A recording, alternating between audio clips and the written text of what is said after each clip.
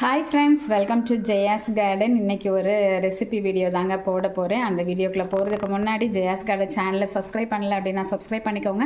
அப்படியே பக்கத்தில் இருக்கக்கூடிய பெல் ஐக்கானை ஆல் ஆப்ஷன் போட்டுக்கோங்க. இப்போ இது சில பேருக்கு வாயு தொந்தரவு தொடர்ந்து இருந்துக்கிட்டே இருக்கும். அப்புறம் பாடி வெயிட்டாக இருக்கிற மாதிரி ஃபீல் ஆகும். அப்புறமா ஓவர் வெயிட் இருக்கலாம். அந்த வெயிட் லாஸ் பண்ணுறது இந்த மாதிரியான விஷயங்களுக்கு, அதுக்கப்புறம் சில நேரம் சாப்பிட்டோன்னா ஒரு மாதிரி தெவங்குற மாதிரி இருக்கும். அந்த மாதிரி உள்ளவங்களாம் வாரத்தில் ஒரு நாள் இந்த பால் கஞ்சி வச்சு குடிச்சிங்க அப்படின்னா பாடி வெயிட் கம்மியாக இருக்கிற மாதிரி ஃபீல் ஆகும்.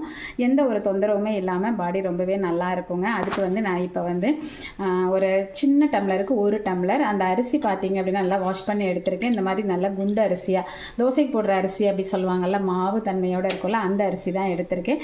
அது நீங்கள் புழுங்கரிசி, பச்சரிசி எது வேணாலும் எடுத்துக்கலாம். அந்த ஒரு டம்ளருக்கு 5 டம்ளர் தண்ணி எடுத்திருக்கேன்.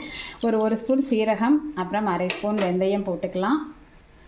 அதுக்கப்புறம் பூண்டு கை நிறைய, எவ்வளோ பூண்டு வேணாலும் போட்டுக்கலாம். அந்த பூண்டு தான் இதில் மெயின். பூண்டு போட்டு பால் கஞ்சி வைக்கிறது அப்படின்னு சொல்லுவாங்க. அப்புறம் தேவைக்கேற்ப உப்பும் போட்டுட்டு நம்ம விசில் வச்சு எடுத்துடலாம். ஒரு 3லேருந்து 4 விசில் வரைக்கும் வச்சு எடுத்துக்கலாம்.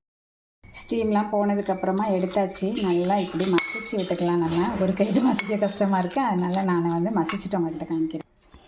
ஓரளவுக்கு மசிச்சுட்டேன். ரொம்ப அப்படி பசையாலாம் ஆக்க வேணாம். நான் ஏன் இந்த தோசைக்கு அரிசி போட சொன்னேன் அப்படின்னாக்க, அப்போ தான் இந்த ஒரு கொழகொழப்பு தன்மை வரும்.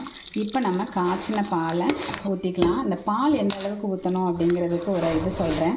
இந்த இது அப்படி நல்லா கலந்துட்டு நீங்கள் இப்படி பார்க்கும்போது அந்த அரிசி கலர் அந்த அரிசியோட கலர் தெரியாமல் பாலனுடைய அந்த கலர் தெரியணும். வெள்ளை வெள்ளையேன்னு ஆகணும். அந்த அளவுக்கு நீங்கள் பால் ஊற்றிக்கோங்க.